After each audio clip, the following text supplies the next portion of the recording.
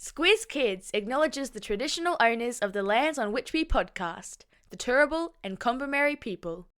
Squiz Kids! It's your daily news fix. Fun, free, fresh.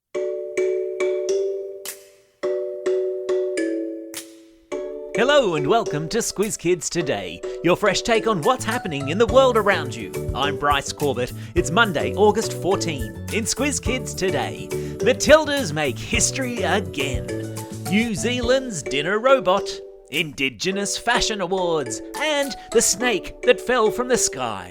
That's what's making news, kids style. The lowdown. In the end, it came down to a penalty shootout. 15 long minutes of players taking turns at a penalty shot at goal. 20 shots at goal on Saturday night, where it felt like the entire country was holding its breath, barely daring to watch, in the longest penalty shootout in World Cup history. And then Courtney Vine slotted the goal that sent the Matildas into their first ever World Cup semi-final, finally beating France by 7-6 in the penalty shootout that stopped a nation. And the crowd went wild.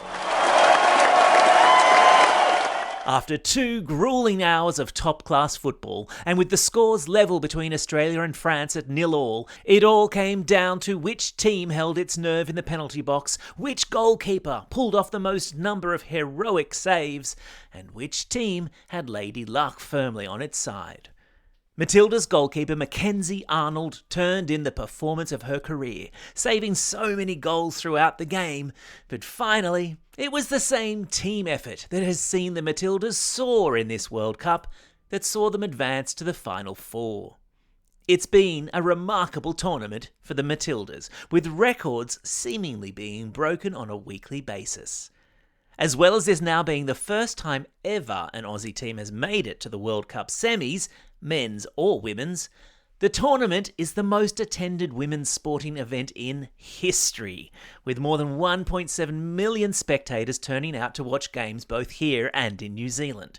And get this, it's estimated that more than 4.17 million people tuned in to watch the game on TV on Saturday night, making it the biggest TV sporting audience in Australia for more than 2 decades. So, if you were among the millions watching the game on TV, or among the 50,000 lucky enough to be in the stadium in Brisbane on Saturday night, know that you have been a part of history this weekend. And if you're a little girl who likes football, or thinks she might like to give it a try, you now have a whole host of high-profile role models. Of course, now the celebrations are over, the real work begins, with the Matildas now due to face off against tournament favourites England in Sydney on Wednesday night. Fingers, toes, legs, arms and eyes crossed. Come on, Tillies, you've got this.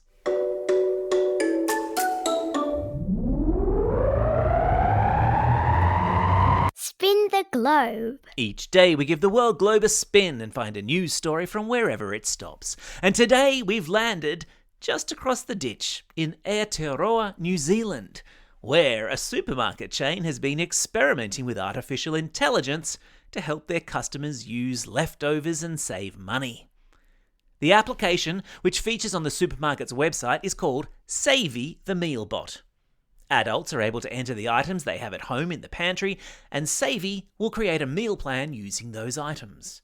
Only, adults can be just as silly as kids, and some people have started entering what are clearly non-food items like glue and mosquito repellent. Ew. I'm feeling a bit peckish. Let's see what Savvy thinks I can rustle up.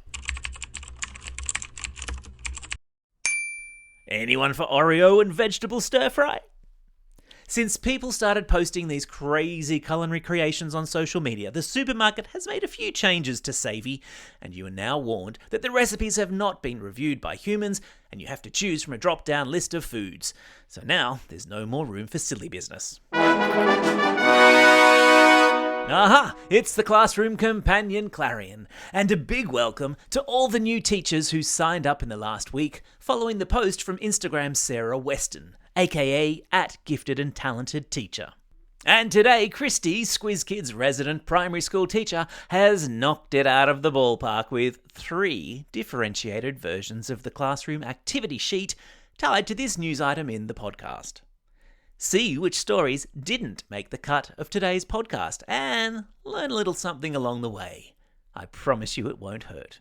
And if you're not among the thousands of teachers regularly using our free Classroom Companion resources out every Monday and Wednesday, then do yourself a favour and sign up to Squiz Kids Classroom at our website squizkids.com.au.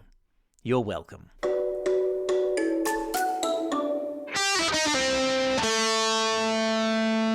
Pop Culture Corner. And just in case we hadn't celebrated enough today, let's go to Darwin, where some of the most innovative and creative Indigenous Australians were recognised as leaders in the fashion and music industries last week.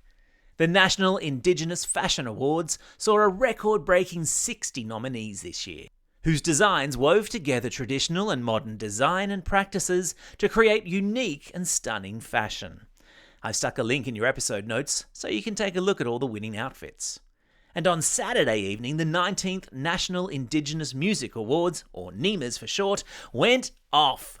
King Stingray from Arnhem Land took out Song of the Year and Film Clip of the Year with their very catchy tune, Let's Go. The song encompasses the joy the fellas feel leaving the big city and heading back onto country. I've stuck a link to the song and music video in your episode notes. And your parents might be interested to know that a couple of these lads are the nephew and son of 2 Yothu Yindi band members. Yothu Yindi, who are arguably Australia's best-known Indigenous band, making music for more than 3 decades, were themselves inducted into the Hall of Fame during the ceremony on the weekend. Oh, what a night. Animal Kingdom. And it's a special What the Snake edition of Animal Kingdom today, with 2 stories of close encounters of the snake kind, both of which have to be heard to be believed. The first involves a woman in Texas, in the United States, who was minding her own business, mowing her lawn, when a snake fell from the sky and wrapped itself around her arm. I am not making this up. Understandably, she was a bit freaked out, but hardly had time to scream before the hawk that had been carrying the snake swooped down and landed on her arm and tried to retrieve its prey. A wild scene ensued as the woman tried to get both the snake and the hawk off her arm, which thankfully she finally managed to do. And while that's horrifying, spare a thought for the woman in Arizona, also in the United States, who opened her toilet seat to find a metre-long black snake curled up in the bowl.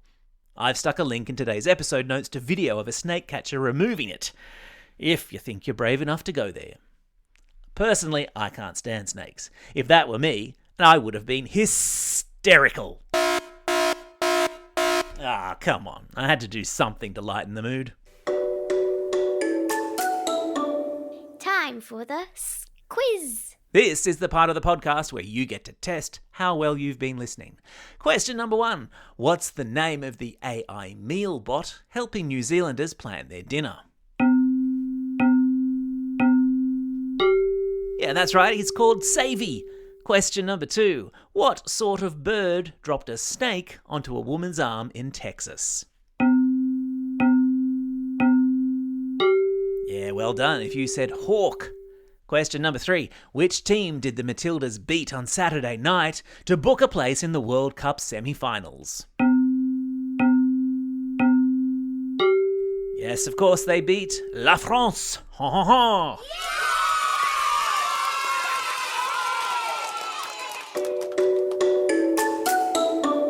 Shout-outs. It's August 14. Today is World Lizard Day, where we celebrate our scaly friends and their many shapes and sizes. It's also a special day for these Squiz Kids celebrating a birthday today and tomorrow.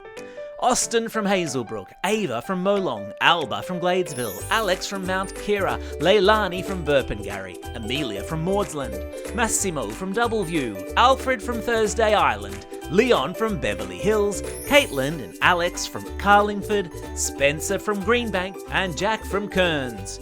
And belated birthday shout-outs go to Veronica from Sydney, Gemma from Lake Volac, Morgan from Kenthurst, Finn from Mount Crosby, George from Annandale, Eva, Izzy and Bartolina from Abbotsford, and Finlay, who's listening all the way over there in Singapore.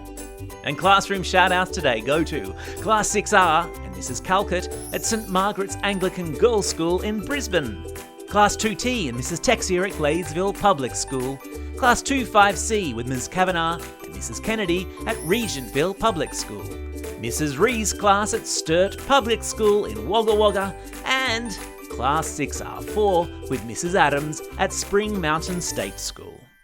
Don't forget, if you've got a birthday coming up and you want a shout out, or if you're after a classroom shout out, drop us a line at squizkids@thesquiz.com.au or fill out the form on our website.